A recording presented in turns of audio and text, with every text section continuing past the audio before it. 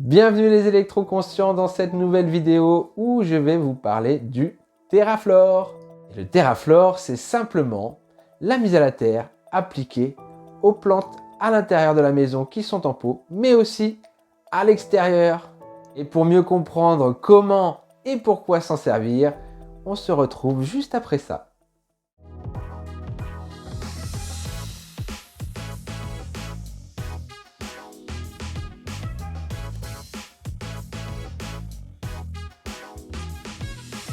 Voilà comment se présente le Terraflor.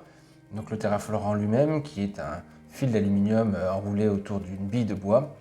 À ceci est donc raccordée une pince croco et à l'autre côté une petite cosse bleue qui devra aller dans le téton de la prise de terre. Mis en situation, donc on voit bien que le Terraflor est connecté au téton de la prise de terre ici. Là, j'ai mon testeur de tension induite qui est connecté là. Donc quand je prends le rouge, ma tension induite ici est à 0,3 à peu près. Et dès que je touche la terre, hop, je me mets immédiatement à la terre. Voilà, tout doucement, je redescends, je suis en contact juste avec mon doigt. Et ce qu'on peut voir, c'est que en contact avec la terre, ça redescend encore beaucoup plus vite que si je me mettais en contact directement avec la pince croco. On a vraiment un très bon contact. On arrive direct ici, en contact avec les électrons de la terre. Voilà, mis en situation dans un plus gros pot dans la maison. Dans cette plante qui est juste à côté de la télé. Ce que ça va permettre surtout de mettre cette plante à la terre, c'est de créer un générateur d'électrons. Bien évidemment connecter la télé à la terre, le démodulateur, le home cinéma et la box, puisque tout ça est relié à la box, à la terre. Donc tout ce qui était source de pollution devient générateur d'électrons. Je vais quand même demander aux principales intéressés.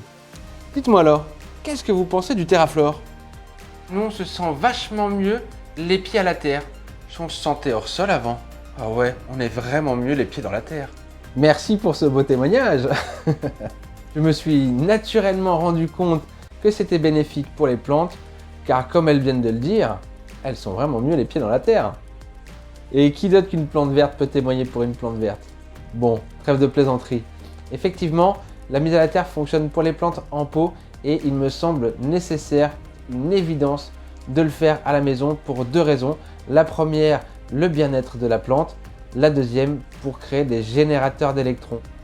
Pour transformer ce qui aurait pu être une source de pollution en une source d'électrons.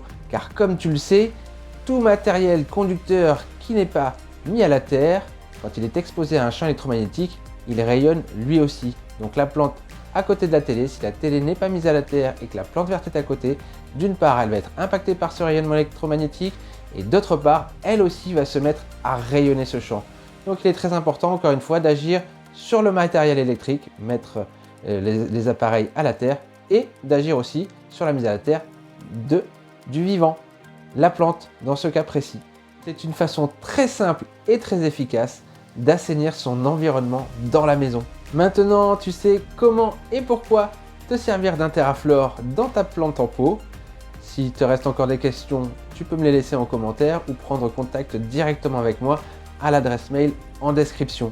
Si tu as apprécié le contenu de cette vidéo et que tu as envie de me soutenir, je vais te demander de partager, de diffuser cette vidéo à ta famille, à tes amis, car comme tu le sais, la rétention d'informations bonne pour la santé n'est pas gage d'amitié. Et tu peux mettre un petit pouce bleu pour soutenir la chaîne. Il ne me reste plus qu'à te souhaiter une bonne fin de journée, une bonne soirée, peut-être même une bonne nuit. Peu importe l'heure à laquelle tu as regardé cette vidéo, ce qui me semble certain maintenant, c'est qu'il est temps que tu mettes tes plantes aussi à la terre. Allez, à bientôt!